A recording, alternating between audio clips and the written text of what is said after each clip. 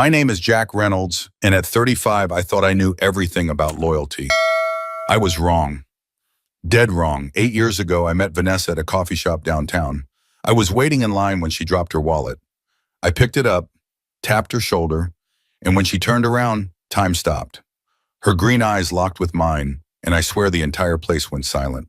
It sounds cheesy now, but that's exactly how it felt. "Thanks," she said, tucking a strand of hair behind her ear. "I'm always losing something." We got to talking, and I learned she was a single mom with a 10-year-old son named Tyler.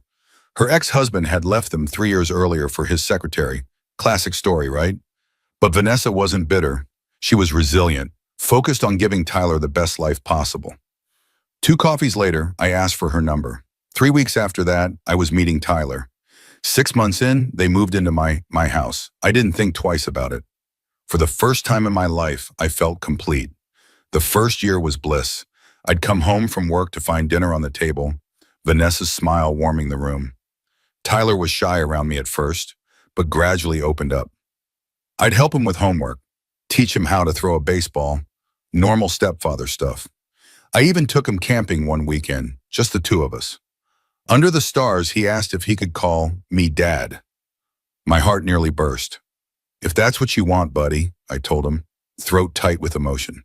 He never did call me that, though. Not once in all the years that followed. Things changed when Tyler hit puberty. Suddenly, the sweet kid who'd been eager to please became sullen, defiant. I tried to be understanding. Hormones, identity issues, missing his biological father, but it wasn't easy. "He just needs structure," I told Vanessa one night after Tyler had stormed off to his room for being asked to clear his dinner plate. "Boundaries, consequences." "Jack, he's been through enough," she'd say. "Don't be so hard on him." Hard on him? I was just asking the kid to pick up his dirty clothes from the bathroom floor and finish his homework before video games. Basic stuff, but Vanessa treated my attempts at parenting like I was trying to send the boy to military school. We had our first major fight when Tyler was 14. He'd been caught shoplifting at the mall, expensive headphones he easily could have asked me to buy. The security guard called Vanessa, who called me in a panic. I rushed over, prepared to be supportive but firm. This was serious. But when I arrived, Vanessa was hugging Tyler, who was crying dramatically.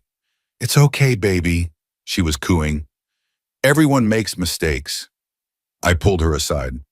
"Vanessa, he needs to understand this is serious. There should be consequences." "He's traumatized, Jack," she hissed. "Look at him." I looked. Tyler was texting, all traces of tears gone. "He's playing you," I whispered. "This isn't his first time shoplifting. It's his first time getting caught." "How dare you?" she snapped. "You don't know that." But I did know. I'd found items in his room, expensive sneakers, a new watch, gaming accessories, that neither of us had bought him. When I'd asked about them, he'd mumbled something about friends and changed the subject. The mall security guard let Tyler off with a warning, but I was determined to teach him a lesson. At home, I told him he was grounded for a month. No phone, no video games, no hanging out with friends. "You can't do that," he shouted. "You're not my real dad." There it was, the nuclear option. I looked at Vanessa, expecting backup. Instead, she folded. "Maybe a month is too long," she suggested. "How about a week?" Tyler stormed off, and I was left feeling like the bad guy again. Still, I loved them. I paid for everything, the mortgage, groceries, Tyler's private school tuition, Vanessa's car payments. I didn't mind. I had a good job as an architectural engineer, and seeing them happy made me happy. We weren't legally married, but it didn't matter to me. We were a family, or so I thought. Then came Tyler's 16th birthday. I bought him driving lessons, professional ones, the best in the city. Kid was ecstatic until I mentioned there was a condition. He needed to maintain a B average in school. His grades had been slipping, and I thought this would motivate him. "You can't put conditions on birthday gifts," Vanessa said that night after Tyler had gone to bed. "That's manipulative." "It's not manipulation, it's parenting," I argued. "The kid needs to learn that privileges come with responsibility." "He's my son," Vanessa snapped. "I decide how to raise him." The word stung. After 6 years together, I was still an outsider in my own home. Fine, I said, your son, your rules, but my money, my rules. And I'm not paying for the lessons unless his grades improve. The look she gave me could have frozen hell. You're such a control freak, Jack. If you want someone to boss around, maybe you should have your own kid. That hit me where it hurt. I'd brought up having children together multiple times, but Vanessa always deflected. Tyler needs me, she'd say, or let's wait until he's older. I was starting to think she never intended to have a child with me at all. Maybe I will, I said, my voice dangerously quiet, with someone who actually sees me as an equal partner. Her eyes widened. Are you threatening to leave me? I'm saying I'm tired of being treated like an ATM with legs. I'm saying I want a real family, not whatever this is. I gestured between us. We are a real family, she insisted. Are we? We're not married. I have no legal relationship with Tyler. I've asked you multiple times to make things official, and you always have an excuse. I was hurt my first marriage, she said, tears welling up. I'm scared. I softened. I'm not Richard. I would never hurt you like he did. She hugged me then, and I thought the crisis had passed. But looking back, I wonder if she was already planning her exit strategy. The tension lingered for days. I'd come home from work to find Vanessa and Tyler whispering, only to stop abruptly when I entered the room. Twice I overheard Tyler on the phone speaking in hushed tones about someone named Dad. I assumed he was talking about his biological father, but when I asked Vanessa about it, she dismissed my concerns. He's just talking to his friend's dad about joining the basketball team, she said, not meeting my eyes. Nothing for you to worry about. But I did worry. Something felt off, like the ground beneath my feet was shifting. One evening I came home early, hoping to surprise Vanessa with tickets to a show she'd mentioned wanting to see. As I pulled into the driveway, I noticed an unfamiliar car parked across the street, a sleek black BMW that screamed midlife crisis. Nothing suspicious about that, except for the weird feeling in my gut. I entered quietly through the side door that led directly into the kitchen. I heard voices in the living room, Vanessa, Tyler, and a man. I froze. Dad, you should see the setup Jack bought me. 60-inch screen, gaming console, the works, dude's loaded, Tyler was saying. Sounds like you've got it made, champ, the man replied with a chuckle. Your mom's looking good too, real good. Richard, behave, Vanessa said, but I could hear the smile in her voice. Tyler, go check if there's any of that pie left in the fridge. I can go later. I want to hear about Dad's new job, Tyler protested. Now please, Vanessa insisted. I ducked into the pantry just as Tyler entered the kitchen, grumbling to himself. Once he returned to the living room with pie slices, I crept closer to listen. So when are you going to tell him? Richard asked. Soon, Vanessa replied. I'm just waiting for the right moment. It's complicated. What's complicated? You tell Jack it's over. You and Tyler move in with me, and we're a family again. Simple. For you, maybe. I've been with Jack for 6 years. He's been good to us. Good to your bank account, you mean? Richard scoffed. Come on, Vanessa. I made a mistake. I've apologized 1,000 times. I've changed. I want my family back. I know, Vanessa sighed. And Tyler misses you so much. He talks about you all the time, even though he tries to hide it from Jack. Then what are we waiting for? I've got the new place ready. 4 bedrooms, pool in the backyard, everything you wanted. My new position pays triple what I was making when we split. I couldn't believe what I was hearing. Richard, the ex who had abandoned them for another woman, was back. And Vanessa was considering going back to him. No, not considering, planning on it. I stepped into the living room, slow clapping. Bravo, what a touching family reunion. The 3 of them jumped like they'd been electrocuted. Vanessa's face drained of color. Tyler looked at the floor. Richard, tall, tanned, and expensively dressed, stood up with an uncomfortable smile. Jack, this isn't how I wanted you to find out, Vanessa stammered. No kidding, I replied. How exactly did you plan to break the news? Over dinner. Pass the salt, and by the way, I'm leaving you for my ex-husband who cheated on me but is suddenly father of the year again. Hey man, this is between you and Vanessa, Richard said, raising his hands. I'll step outside. No, stay, I insisted. This concerns all of us, doesn't it? The whole happy family. Tell me, Richard, when did you decide you wanted your family back? Before or after you found out I was, how did Tyler put it, loaded? That's uncalled for, Vanessa protested. Richard has a great job now. He doesn't need your money. Right. And I'm sure the fact that I've been bankrolling your lifestyle for the past 6 years has nothing to do with why you've stuck around this long. Tyler finally looked up. Don't talk to my mom like that. Tyler, go to your room, Vanessa said. No, let him stay, I countered. He's old enough to understand what's happening. Your mom and biological dad are getting back together, Tyler. Congratulations. And I'm the sucker who's been paying for everything while they plotted behind my back. It wasn't like that, Vanessa insisted. Richard only came back into our lives a few months ago. A few months, I repeated. So while I was working overtime to pay for Tyler's school trip to Europe, you were what, test driving your reconciliation? Richard stepped forward. Look, Jack, I understand you're upset.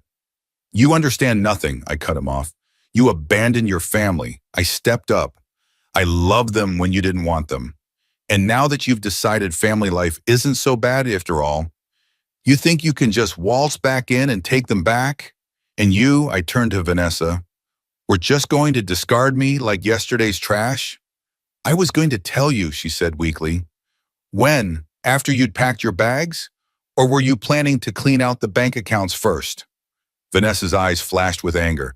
That's enough! I won't be accused of being a gold digger in my own home. Your home? I laughed bitterly. Whose name is on the deed, Vanessa? Who pays the mortgage, the property taxes, the utilities? This stopped being your home the moment you decided to betray me.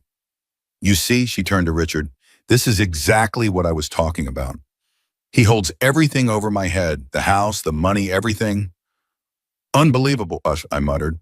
6 years, and this is how you see me. Tyler was staring at me with a mixture of defiance and guilt. We don't need your money, Jack. Dad's got us covered now. The casual cruelty of his words cut deep. This kid I'd helped raise, whose homework I'd checked, whose nightmares I'd soothed, whose baseball games I'd cheered at, he was tossing me aside without a second thought. Good to know, I replied coldly. Then you won't mind moving out. All of you, tonight. You can't do that, Vanessa protested. We need time to pack, to make arrangements. You've had months to make arrangements, I interrupted. Apparently Richard has a 4-bedroom house with a pool all ready to go. Pack what you absolutely need for tonight and come back for the rest tomorrow when I'm at work. This is insane, Richard said. Vanessa, let's call a lawyer. A lawyer? I raised an eyebrow. On what grounds? We're not married. Tyler isn't my legal son. There's no common law marriage in this state. The house is in my name only. You have no legal right to be here if I don't want you here. The reality of the situation slowly dawned on Vanessa's face. She had no legal claim to anything. All those years I'd suggested making things official, and she'd always found a reason to postpone. Now I understood why. Richard's confident demeanor faltered. He pulled out his phone and stepped into the hallway, speaking in low tones. When he returned, his face was tight with anger. My lawyer says he needs time to review the situation, he muttered to Vanessa. Let's just go for now. But our things, she began. We'll figure it out, he snapped, cutting her off. Come on, Tyler. Tyler hesitated, looking between his mother and me. For a moment, I thought I saw regret in his eyes. But then Richard called his name again, and the boy's face hardened. I always hated living here anyway, he spat, grabbing his jacket. Your rules suck, and so do you. The words were meant to hurt, and they did. But beneath the pain, a strange sense of relief was blooming. The mask had finally dropped. The pretense was over. As they gathered their essentials, I stood in the kitchen, arms crossed, watching the family I thought was mine disintegrate before my eyes. Richard kept checking his watch, clearly impatient to leave. Vanessa moved with jerky, nervous movements, dropping things, muttering under her breath. Before they left, Vanessa paused at the door. Jack, this isn't what I wanted. Things just happened. Things don't just happen, Vanessa, I cut her off. People make choices. You made yours. Fine, she snapped, tears welling in her eyes. But you'll regret this. You need us more than we need you. I doubt that very much, I replied, holding the door open. As they walked to Richard's car, I noticed Tyler looking back at the house, his expression unreadable. Then Richard put an arm around his shoulders, said something that made the boy laugh, and the moment was gone. After they left, I sat in the empty house, surrounded by evidence of their existence. Tyler's video game controller on the coffee table, Vanessa's coffee mug in the sink, family photos on the wall. Family. What a joke. I grabbed a bottle of whiskey from the cabinet and poured myself a generous glass. The silence was deafening. For 6 years, this house had been filled with voices, laughter, arguments, life. Now it was just me and the echo of betrayal. The next morning, I called in sick to work and changed all the locks. I spent the day in a daze, alternating between rage and disbelief. Around noon, my phone buzzed with a text from Vanessa. "We'll be by at 3 to get our things." I didn't respond. At 2:30, I left the house, not wanting to see them again. I drove to a bar downtown and ordered a whiskey, then another. By the time I returned home that evening, most of their belongings were gone. Vanessa had left her key on the kitchen counter with a note. "I'm sorry it ended this way." I crumpled the note and threw it in the trash. Sorry wasn't good enough. Not by a long shot. The next day, I went to the bank and closed our joint account, transferring the money to a new account in my name only. Then I called my credit card companies and removed Vanessa as an authorized user. It wasn't much money. Vanessa had never been great with finances, but it was the principle of the thing. That night, my doorbell rang. I opened it to find Tyler standing there, looking miserable. "I forgot my laptop," he mumbled. "I need it for school." I stepped aside to let him in. "Make it quick." He darted up to his old room while I waited by the door. When he came down, laptop under his arm, he hesitated. "Jack, Save it," I cut him off. "Whatever you're about to say, I don't want to hear it." "But I just wanted to—" "Tyler, stop." My voice was firm, but not unkind. "You made your choice. You chose your dad. I get it, but don't stand there and pretend you feel bad about it." "I do feel bad," he insisted. "Mom said we had to go with Dad. She said you'd kick us out eventually anyway, that you were getting tired of us." The revelation hit me like a truck. "She said what?" "She said you'd been talking about wanting your own kids, that you were sick of raising someone else's son." Tyler's eyes were wet. "Was that true?" "No," I said, stunned. "That's absolutely not true. I loved you, Tyler. I wanted to adopt you, make it official. Your mom was the one who always put it off." Confusion clouded his face. "But she said—" "She lied," I stated flatly. "Think about it. If I wanted you gone, why would I have paid for everything? Why would I have tried so hard with you? Why would I care about your grades, your future?" I could see the doubt creeping into his expression, the first crack in the narrative Vanessa had fed him. "Listen," I said, softening my tone. "Your mom made her choice. She chose Richard. Again, despite what he did to her before. That's her right. But don't believe everything she tells you about me. I never wanted to lose you." Tyler looked down at his shoes. "I should go. Dad's waiting in the car." "Yeah, you should," I agreed. "Take care of yourself, Tyler." As he walked down the driveway, I felt a chapter of my life closing. It hurt, but maybe it was for the best. The next few weeks were a blur. I threw myself into work, taking on extra projects, staying late at the office, anything to avoid coming home to that empty house full of ghosts.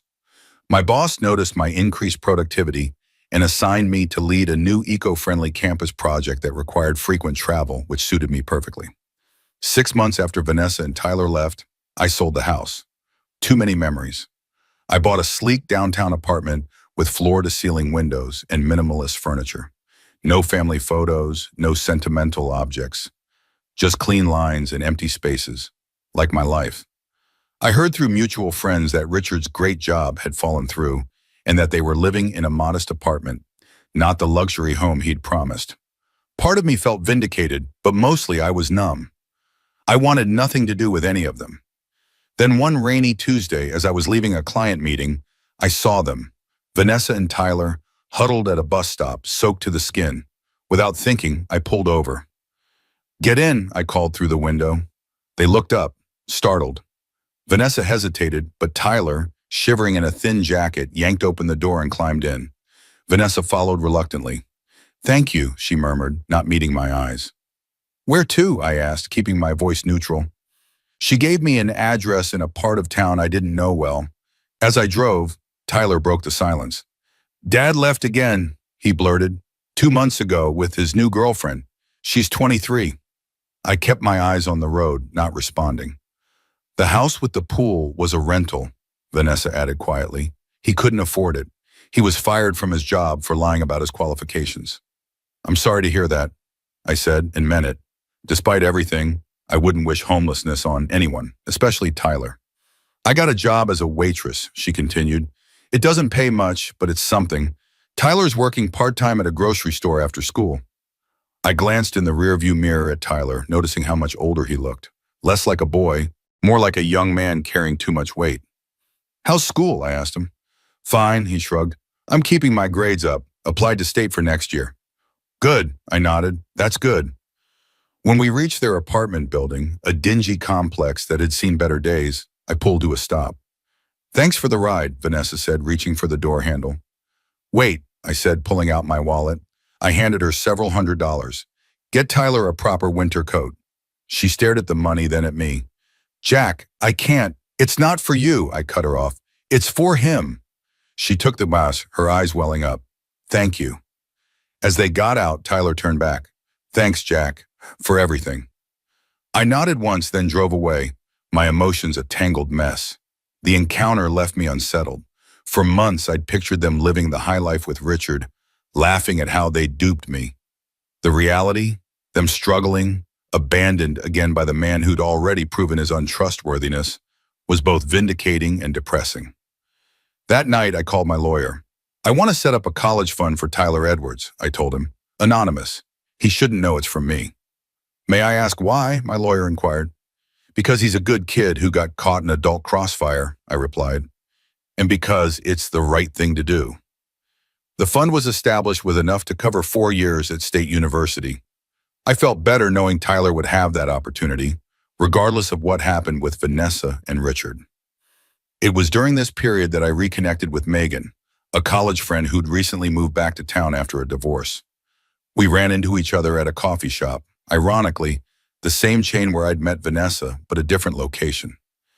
"Jack Reynolds," she said with a warm smile. "It's been, what, 10 years?" Megan hadn't changed much since college, still athletic, with short blonde hair and the most genuine laugh I'd ever heard. We fell into easy conversation, and before I knew it, 2 hours had passed. "I should get going," she said reluctantly. "I've got a patient at 2. "You're a doctor?" I asked. "Pediatrician," she nodded. "What about you? Still designing buildings that don't fall down?" "Still trying," I smiled, the first real smile in months. We exchanged numbers, and a few days later, I called her. Our first date was nothing fancy, just dinner at a small Italian restaurant. But it felt right in a way things with Vanessa never had. There was no drama, no baggage, just 2 adults enjoying each other's company. On our 3rd date, I told her about Vanessa and Tyler. I expected pity or awkwardness, but Megan just listened, really listened, without judgment. "That's rough," she said when I finished. "But you know what? Her loss, seriously." "Thanks," I replied, touched by her directness. "What about you? Your divorce? Was it bad?" "Pretty standard," she shrugged. "We got married too young, wanted different things. No kids, thank God. We're actually still friends, believe it or not. He's remarried now, has a baby on the way." There was something refreshing about Megan's honesty and lack of bitterness. She'd moved on from her past without letting it define her. As the months passed, our relationship deepened. Megan wasn't looking to be rescued or supported. She had her own successful career, her own friends, her own life. She wanted me, not what I could provide. It was a novel experience. One night after we'd been dating for about 8 months, I was awakened by my phone ringing at 2 a.m. Groggy and confused, I answered without checking the caller ID. "Hello? Jack, it's Tyler." I sat up, instantly alert. "Tyler, what's wrong? How did you get this number?" "Mom still had it in her old phone," he said, his voice tight with panic. "Jack, we need help.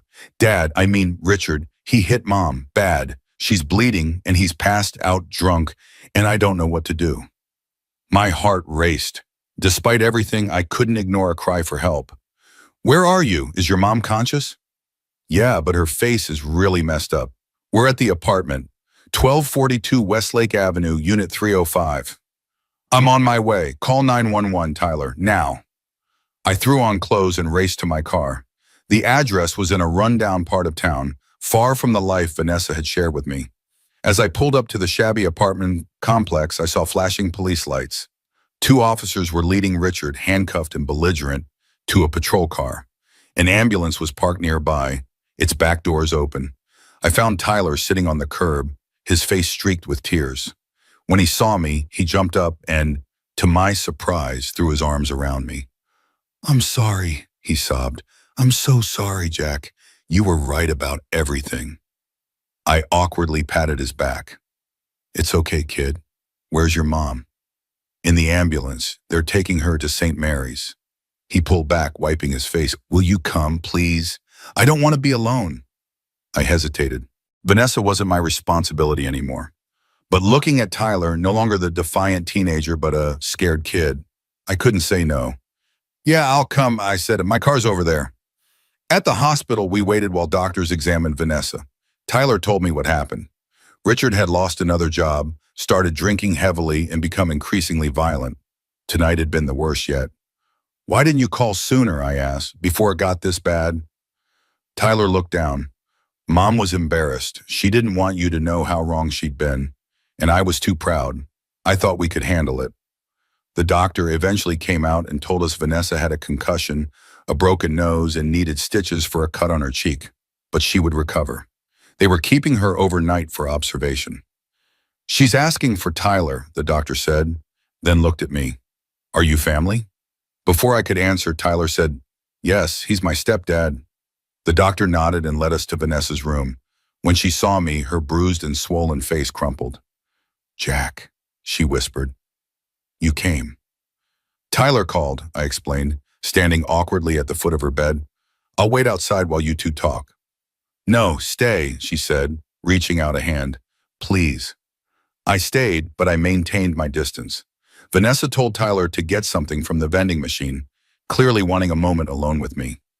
I'm sorry you had to see me like this, she said once Tyler was gone.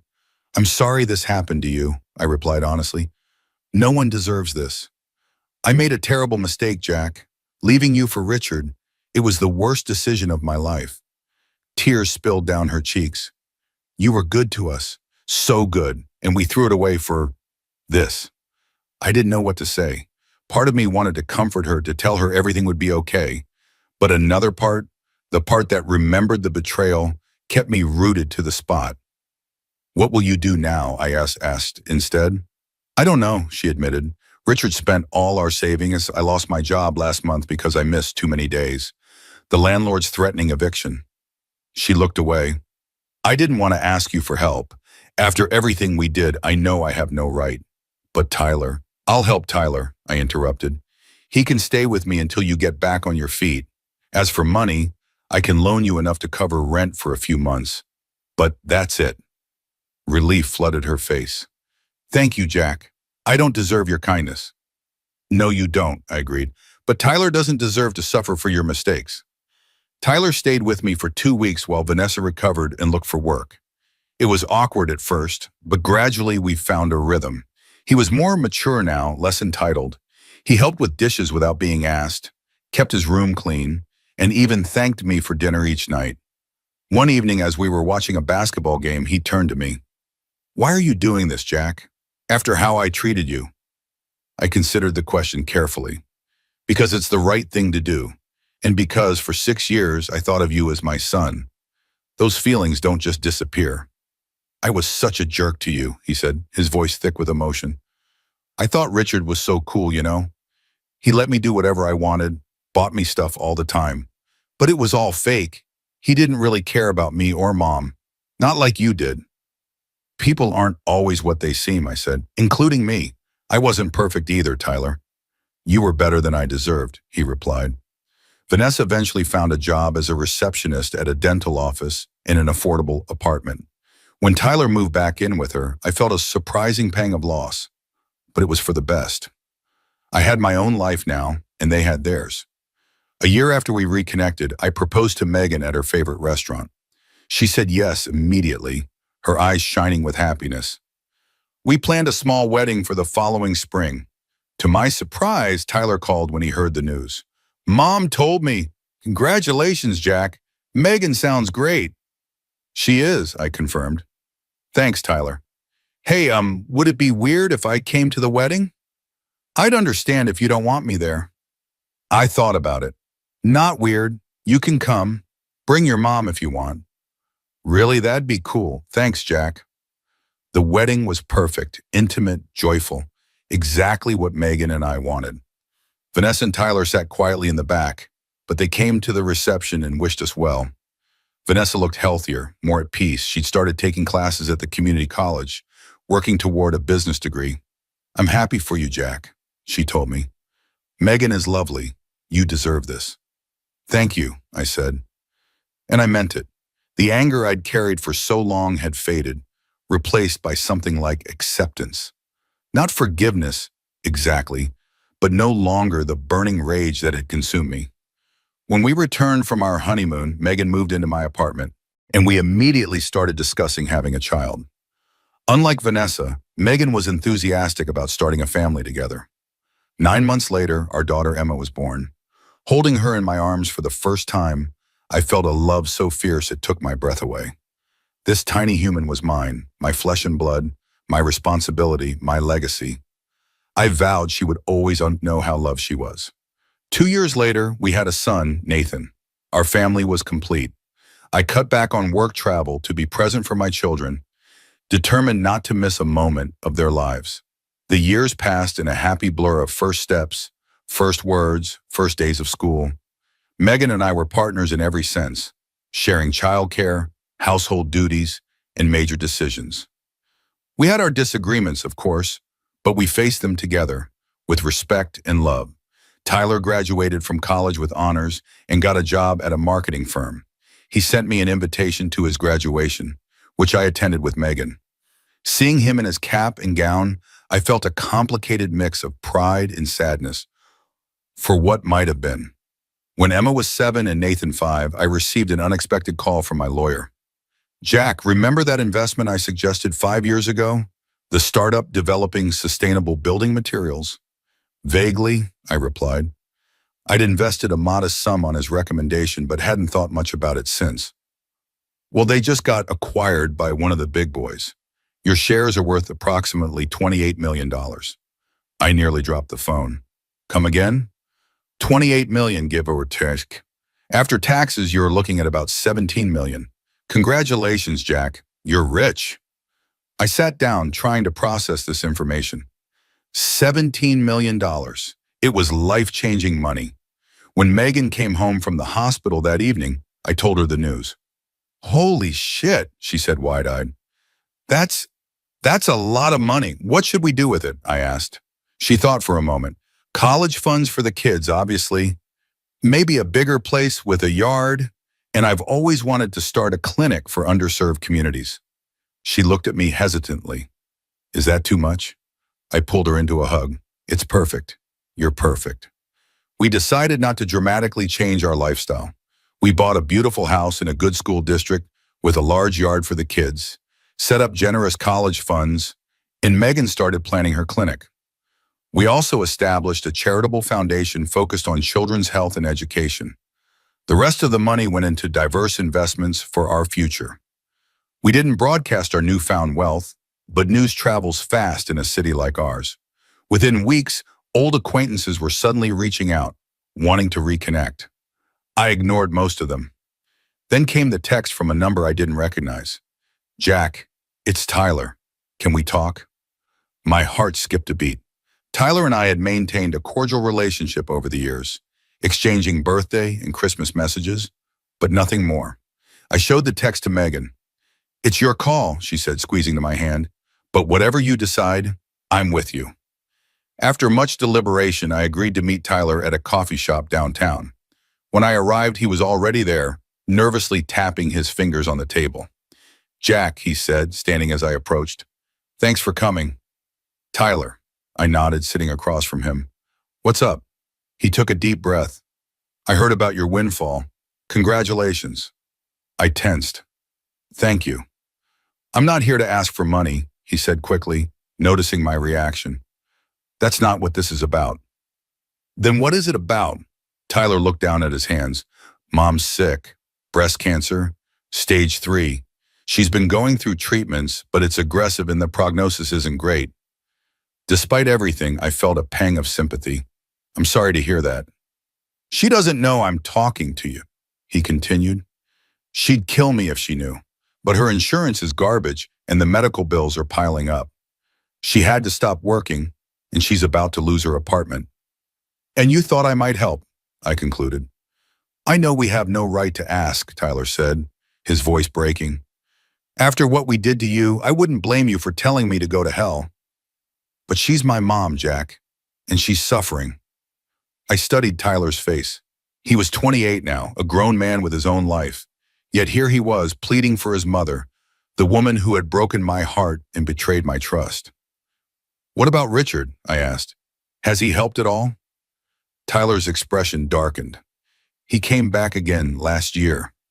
Mom was so lonely, and he seemed like he'd really changed this time. They got married, but as soon as she was diagnosed, he bailed, cleaned out their joint account and disappeared. That's why she's in such bad shape financially. The story was so pathetically predictable that I almost laughed. Vanessa, forever trusting the man who had repeatedly proven he couldn't be trusted. Did he ever stay around? Even once? The guy seems to make abandonment an art form, I remarked. No, Tyler admitted. He'd stay for a few months, promise the world, then leave when things got tough. Mom would be devastated, but then he'd come back with some story about how he'd changed, and she'd believe him. It was like watching a car crash in slow motion, over and over again. And she never learned, oh boss, I said, shaking my head. Tyler, I need to think about this. I'll let you know. That night, I told Megan about Tyler's visit and Vanessa's situation. What do you want to do? She asked, her voice gentle. Part of me wants to ignore it, I admitted. Let her deal with the consequences of her choices. But another part feels bad for her, Megan finished, because you're a good person, Jack. Better than most. What would you do? I asked. She thought for a moment. I'd help, not because she deserves it, but because it's the right thing to do, and because carrying around anger and resentment only hurts you in the end. 2 days later, I called Tyler. I've made a decision, I told him. I'll cover your mom's medical expenses and rent for the duration of her treatment. But I want to be clear. This isn't for her. It's for you. Thank you, Jack, Tyler said, his voice thick with emotion. I don't know how to repay you. Live a good life, I replied. Be better than your parents. That's repayment enough. I set up an arrangement with the hospital to pay Vanessa's bills directly and had my lawyer handle the rent payments. I didn't want to see her or talk to her.